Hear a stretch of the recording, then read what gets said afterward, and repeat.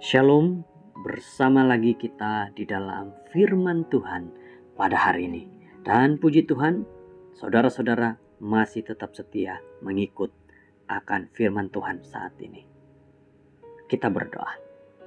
Tuhan kami di surga, kami mohon penjagaan, kami mohon kebijaksanaan daripada Tuhan, agar kami dapat mengerti renungan yang kami dengar, kami baca bersama-sama saat ini.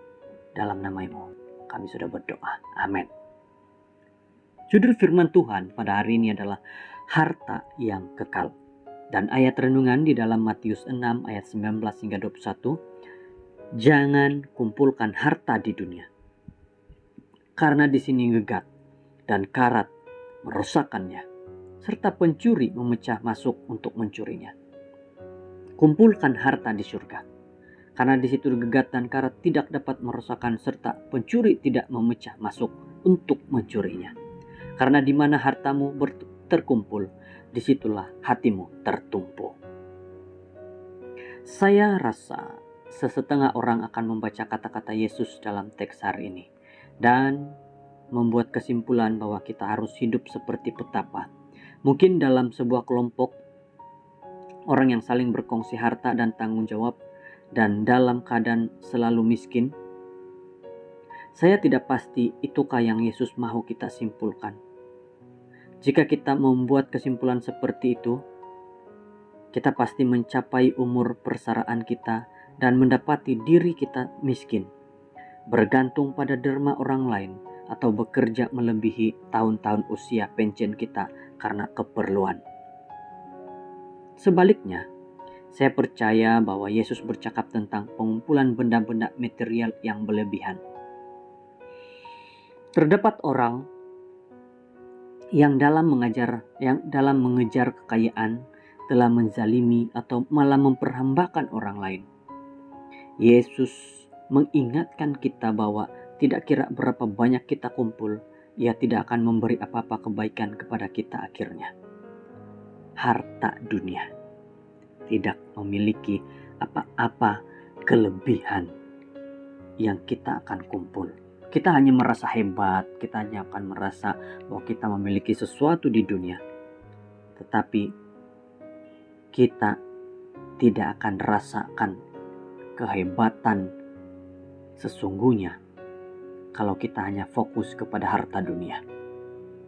Apa yang Yesus maksudkan apabila Dia berkata, di mana hartamu terkumpul, disitulah hatimu tertumpu.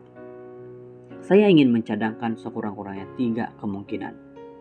Pertama, apabila kita mengembalikan dengan setiap perpuluhan kepada Tuhan dan memberikan persembahan untuk memajukan pekerjaannya di dunia, hati kita bertindak balas pada kemurahan hati Tuhan terhadap kita.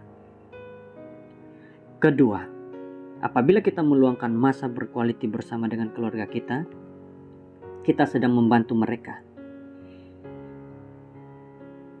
mengembangkan tabiat mereka untuk kekekalan. Apabila kita mati, hanya itu saja benda abadi yang kita boleh bawa bersama kita.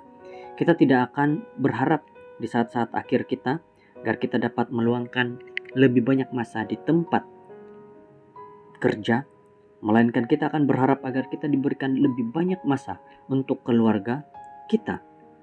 Hiduplah tanpa penyesalan dan leburkan dalam kekekalan untuk meluangkan masa berkualiti yang baik bersama mereka mulai hari ini.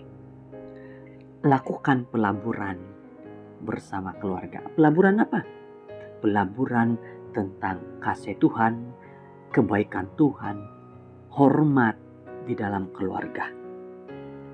Akhir sekali, apabila kita mempunyai cukup untuk keperluan kita harus mempertimbangkan untuk menggunakan selebihnya untuk membantu orang lain.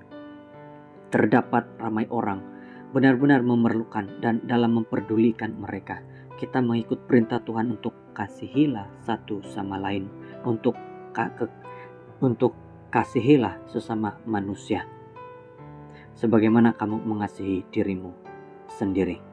Yohanes 13 ayat 34 dan Matius 22 ayat 39. Allah Bapa, tolong bantu kami untuk menetapkan prioriti kami dalam susunan yang betul, untuk mengembalikan perpuluhan-Mu dan memberikan persembahan untuk menggunakan masa dan uang kami dalam cara sedemikian rupa, di mana kami membantu orang-orang yang kami kasihi bersedia untuk kekekalan dan untuk membantu orang-orang yang memerlukan dan miskin. Saudara-saudara, harta yang kekal adalah harta yang kita kumpul bersama Tuhan. Apa itu? Itulah hal-hal kerohanian, hal-hal kebaikan, hal-hal tentang surga. Semoga dengan firman ini membuka hati pikiran minda kita untuk kita kumpulkan harta surga dan bukan harta dunia. Terima kasih Tuhan memberkati kita. Kita berdoa. Bapa kami di surga, kami bersyukur dengan firman-Mu yang begitu baik, yang mengatakan harta apa yang kekal, yaitu sama seperti yang Engkau katakan bahwa harta surga dan bukan harta dunia. Terima kasih Bapak karena peringatan ini. Kami ingin mulahkan mengumpul harta surga, yaitu kerohanian, iman kami kepada Tuhan. Inilah doa kami dalam nama Yesus. Amin.